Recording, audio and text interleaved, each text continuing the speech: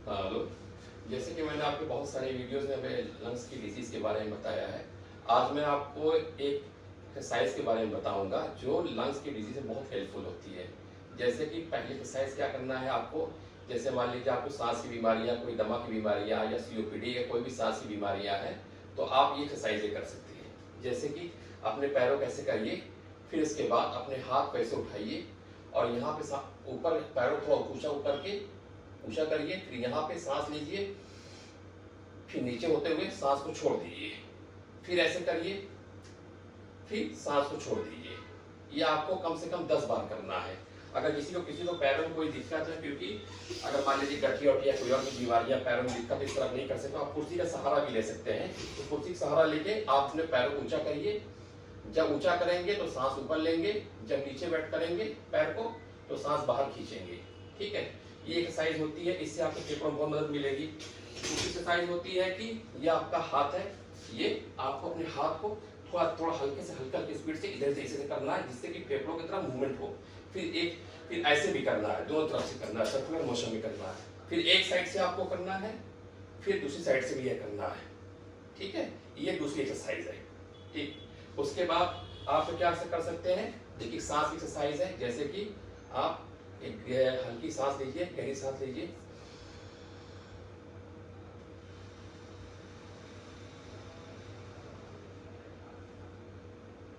फिर धीरे धीरे सांस को छोड़ेंगे। सांस को गहरी लेंगे, इनहेल जब करेंगे सांस को गहरी सांस लेंगे, फिर जब छोड़ेंगे तो हल्का का धीरे धीरे छोड़ेंगे, जिसको पर्सिवली ब्रीदिंग बोलते हैं। जैसे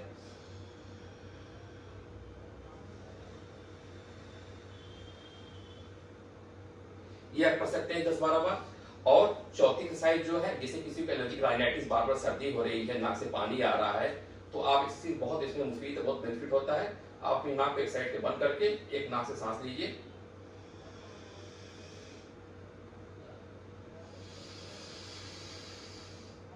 एक नाक से सांस लेना है, एक नाक उसी नाक को बंद करके फिर दूसरी नाक से सांस छोड़ना है, फिर इसी रिपीटेशन को इधर से दोहराना है। ये भी आप दिन भर में कई बार कर सकते हैं। सुबह हम खाली पेट करेंगे तो ज्यादा फायदा इससे बहुत मिलेगा। ये सारी एक्सरसाइज है। पांचवी एक्सरसाइज जो मैं आपको बता रहा हूँ, ये लंग एक्सरसाइजर है, स्पायरोमीटर भी बोलते हैं। देखिए इसको क्या करना है, ये इंपॉर्टेंट एक्सरसाइज है।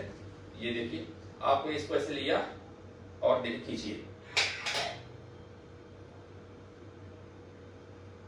जब इसको आप खींचेंगे तो 5 सेकंड तक अपनी सांस को रोक लेंगे, ताकि आपको ऐसे नहीं लेना है, ऐसे नहीं। आपको जब भी लेना खींचना है तो सांस को कुछ देर रोक लेना है, ताकि ये बॉल यहां ऊपर उठे रहे। ये कर लीजिए 5 बार। फिर इसको उल्टा करके आप फूंक मारिए, तेज करिए, एक्सेल करिए। तो ये एक्सरसाइज करने से आपको फायदा मिलेगा। ठीक है, ये एक्सरसाइज आप कर सकते हैं। लेकिन अगर आपको इससे दिक्कत हो रही है तो बहुत सारी बीमारियों में इसको मना भी रहता है, कोई तकलीफ हो रही है तो इसको ना करें, प्रॉपर डॉक्टर से एडवाइस ले लें।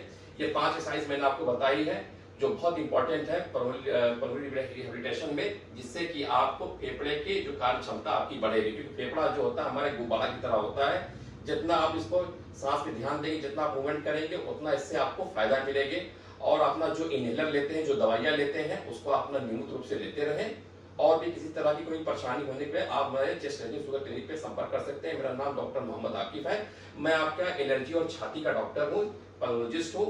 हमारा सेंटर यहाँ पे सरायवीर आजमगढ़ में है, जहाँ पे आप किसी भी तरह की समस्या हो तो हमसे संपर्क कर सकते हैं। धन्यवाद।